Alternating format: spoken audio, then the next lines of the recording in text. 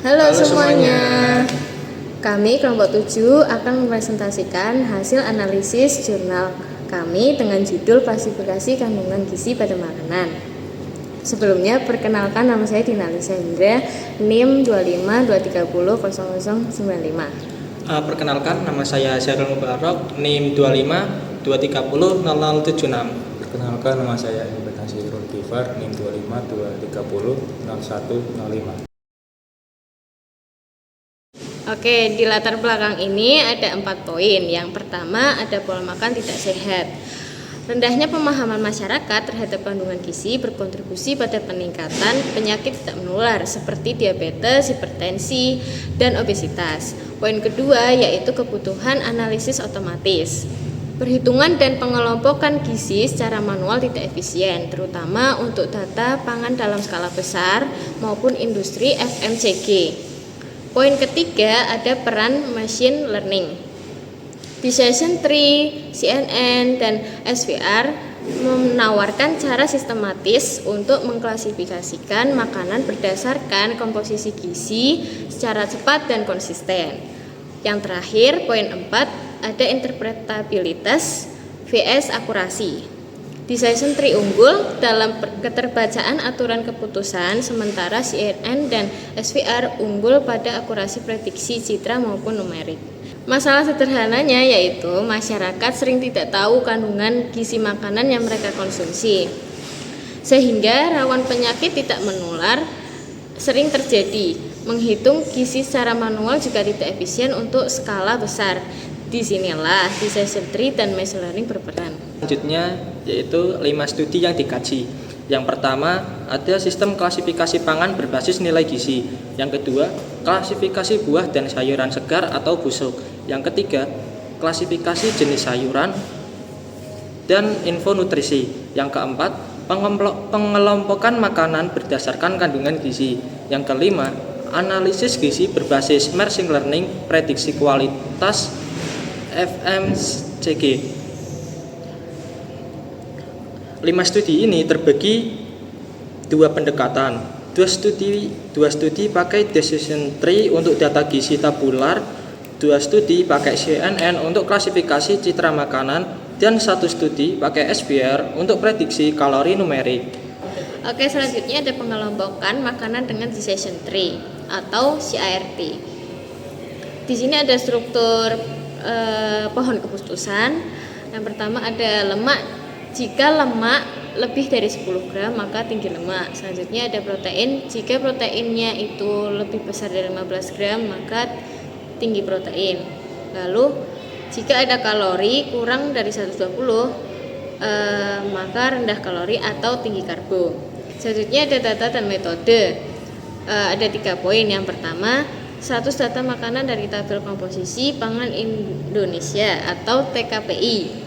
Yang kedua, algoritma CART split Gini Index. Yang ketiga, pembagian data latih 80% dan data uji 20%. Hasil evaluasi model, precision 0,92, F1 score 0,92 dan recall 0,91. Total akurasinya itu 92%. Klasifikasi buah dan sayuran segar atau busuk. Untuk rancangan penelitian bisa dilihat sendiri ya.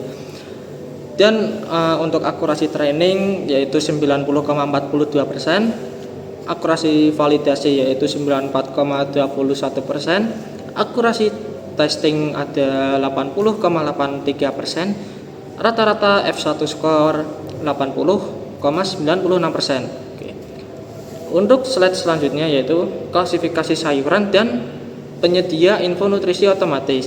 Untuk rancangan penelitian seperti tadi bisa dilihat sendiri.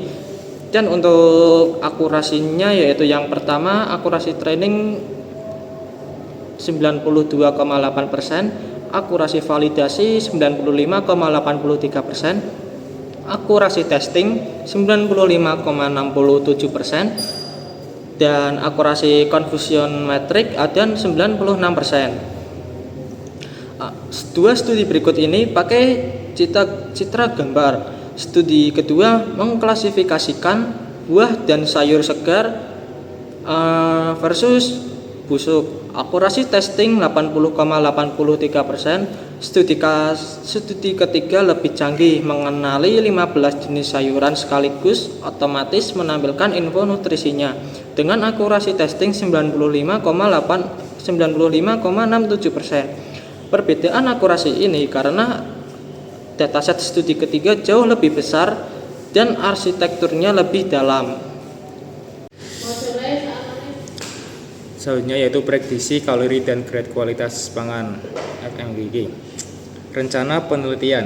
Yang pertama yaitu faktor input, ada protein, lemak, dan karbohidrat. Yang kedua itu target, ada kalori, dataset Indonesia Food dan Drug Nutrition. Woodle dihapus dengan metode Integrated Array, Optimal 9 Food Cost Validation, serta Hypermath Training. Dibandingkan dengan Linear Regression, MLP Regression, Random Forest Station Tree.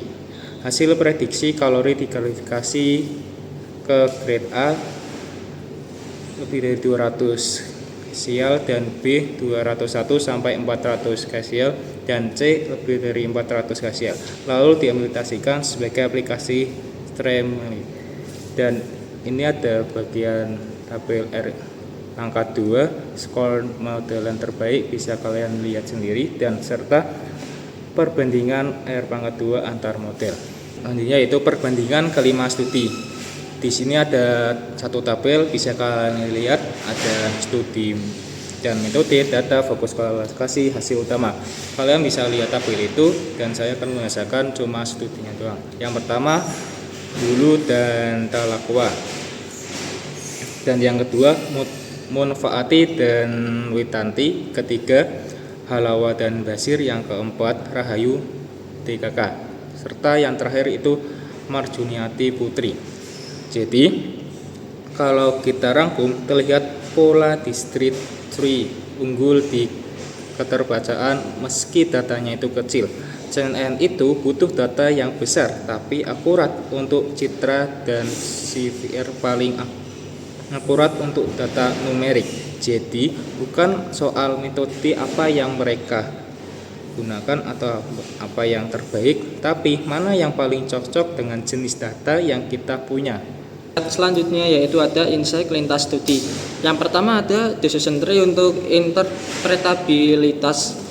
Studi 1 dan 4 menunjukkan decision tree menghasilkan struktur keputusan yang transparan.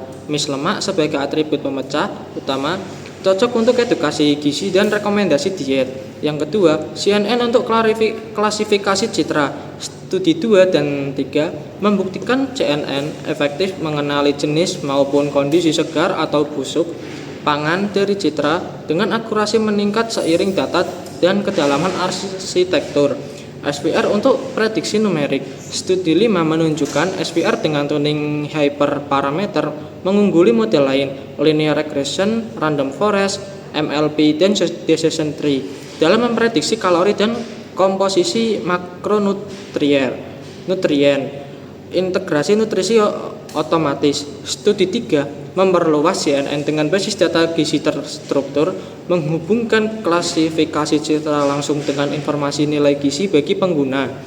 Jadi intinya, pilih decision tree kalau butuh transparansi untuk edukasi gizi, dan pilih CNN kalau kerja dengan foto makanan, terus pilih SVR kalau prediksi dengan angka seperti kalori. Ke depan, kombinasi hybrid dan dataset lebih besar bisa jadi arah pengembangan.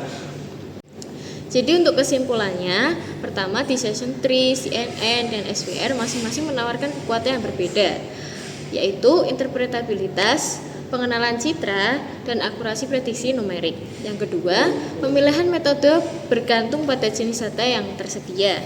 Data tabular gizi cocok untuk decision tree atau SVR, sedangkan data citra pangan memerlukan CNN. Yang ketiga, seluruh studi menegaskan potensi teknologi klasifikasi gizi otomatis dalam mendukung edukasi masyarakat, rekomendasi diet, dan kontrol kualitas industri pangan termasuk FMCG. Yang terakhir, yang keempat, pengembangan lanjutan yang disarankan. Pertama, memperluas dataset. Kedua, menambah atribut seperti serat, gula, indeks glikemik, serta menggabungkan pendekatan seperti ensemble atau hybrid untuk akurasi dan interpretabilitas yang lebih baik. Sekian presentasi dari kelompok kami. Mohon maaf apabila ada salah kata. Terima kasih sudah menonton. Bye-bye.